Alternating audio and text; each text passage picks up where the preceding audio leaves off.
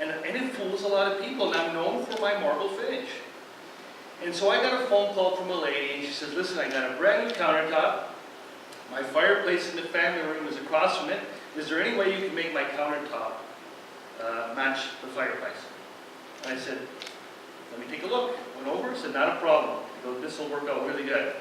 And I arranged a time and a place, and her husband was going to open up the door for me. So I ring the doorbell, and he opens up the door, and he says, so are you the artist? And I said, yes, I am. He says, you don't look like an artist.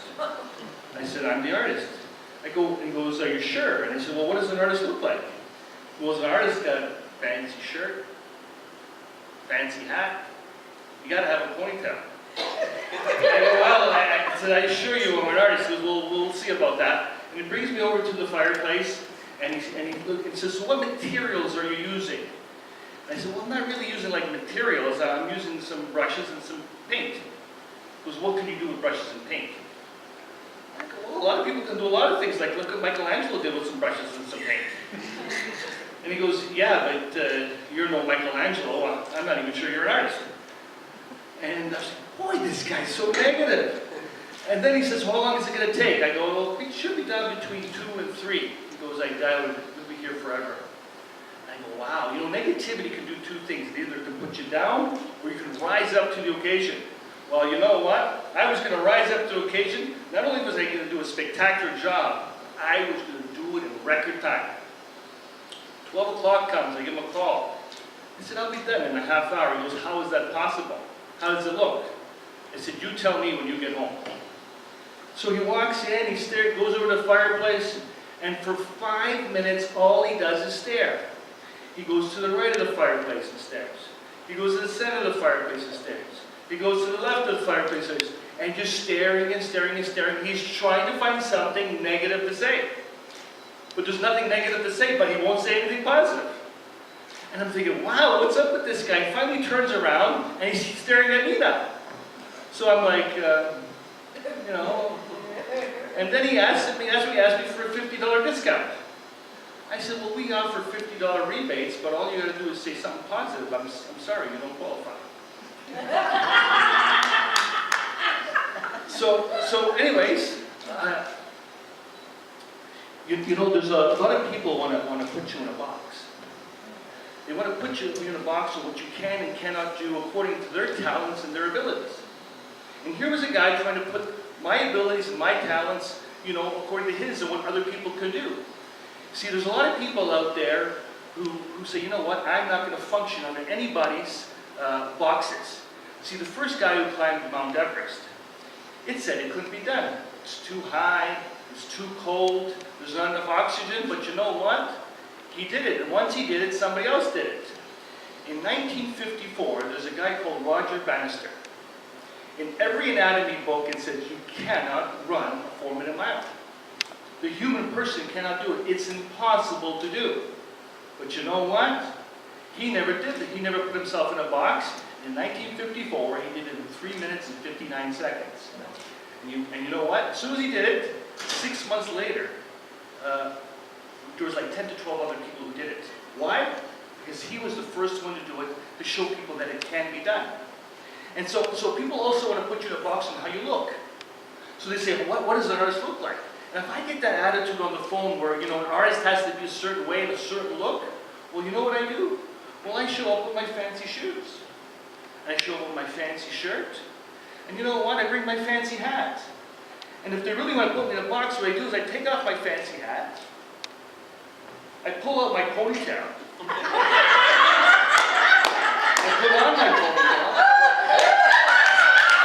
And you know what? The price just went up by 50%. Why? Because attention, there's an artist in the room. There's an artist in the room, the price just went up. You know, when I finished that job, I was a little bit upset. And I told my coworker, I said, listen, I'll be there at 2 o'clock and come and pick you up. I know we're supposed to work longer, but forget it. Go, it's okay. Just be ready at 2 o'clock and I'll pick you up. So I picked him up, and all I was doing was complaining on the way home how this guy wouldn't and couldn't. And I was thinking, imagine being married to this guy. He'd get all dolled up with his wife, and she wouldn't get over no beautiful. imagine getting a meal from this guy. Oh, this guy would be so difficult to live with. I go, can't give a compliment. And he looks at me and he says, you know, he goes, you shouldn't have anybody to qualify you. You know, if you want to, because if you know who you are and the greatness you are inside, then that should be enough for you. Wow.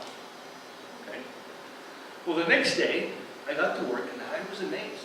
It's really hard to amaze me because this guy did 2 days of work in 6 hours. He did most of the trim on all the main floor, and he did a spectacular job. I was amazed. And at break time, he looks at me and he says, you know, I'm a little bit upset. I said, why? Because I thought you would have said something about all the work I got done. I said, I walked in, I looked at all the work I got done, I was just about to say something, and then I remember what you told me yesterday. Oh, you know what? I don't need to tell you who you are and how good a job you did. Because you know what? That you should know enough inside you what you have and have not done. I don't need to tell you. And he looked at me and I'm like, but you know what? I said, you really did an amazing job. I said, I was really impressed. He said, you're the best. He said, thanks. I needed that. You know, about 3 days later, I fall down the stairs, break my phone, screen's shattered. I can't get into my contacts. I need my contacts. I bring it over to my neighbor's house. I said, hey, is there anything you can do? You're kind of teching a little bit. And he says, you know what, leave it with me, give me a couple of days. So I go over, and a few days later, and he bought this cable. And this cable, he attached it to the phone, and from the phone, he attached it to the TV set. And everything that should have been on the screen ends up on the TV set. And I said, wow. I said, you're the best. And then there's only a certain part of my phone that really works, so he manipulates the phone, and finally he grabs my contacts. And he says, and I say, you're the best. And then finally he grabs them, and then he emails them to me, and my phone dings, and I see the email, and I'm like, wow, you're the best. And he says, shut up. I said, what's wrong? He goes, stop saying that. I was saying what? You're the best. I said, has anybody ever told you that before? He goes, no. Never your mother, never your father, anybody? He goes, never. I go, wow. I said, I don't know how to tell you this, but you're the best. You know, that reminded me of about 5 years earlier. You know, every Sunday I'd go to church. And there was this really good father-son relationship. And not only these guys say, wow, look at that father-son relationship. I mean, this was a really special father-son relationship that stood out to me. And one day, I went over to talk to the guy, and he was busy, so I talked to his son, and I said, you know, your father's a good man. He's a really good father. I like the way you guys communicate. I said, he's the best. And the following Sunday, he came over to me and he says, you know, I want to thank you for changing my son's life. I said, how could I change your son's life? He goes, well, you don't know this, but he lives with his mother and his grandmother, and all he says for the, all he's ever heard his whole life is how I'm good for nothing, I'm a bad father, and I'm the worst thing possible. Because you're the only one in his whole life that's ever told him anything positive about me, and how he needed to hear that. And how I'm the best, and he needed to hear those words. It changed his life. You know, there's a lot of people out there who have never heard anything positive from the most important people in their lives. Their mothers, their fathers, their grandparents. The most of people in life say they're good for nothing, won't amount to anything. And that's how they feel, and that's what they believe. But you know what? We have power in our words. We have power to affirm people. What if we were to change people's lives? Even in our little sphere of influence, in our workplace, with our families. And we were to say, you know what? If you're going to be the Pope, if you're going to be a priest, you're going to be the Pope. If you're going to be a cop, you'll be the police chief. If you're going to go into politics, you can be the prime minister. You can climb any mountain. And you know what? Not only can you run the 4-minute mile, but you can do it in 3, because you're the best.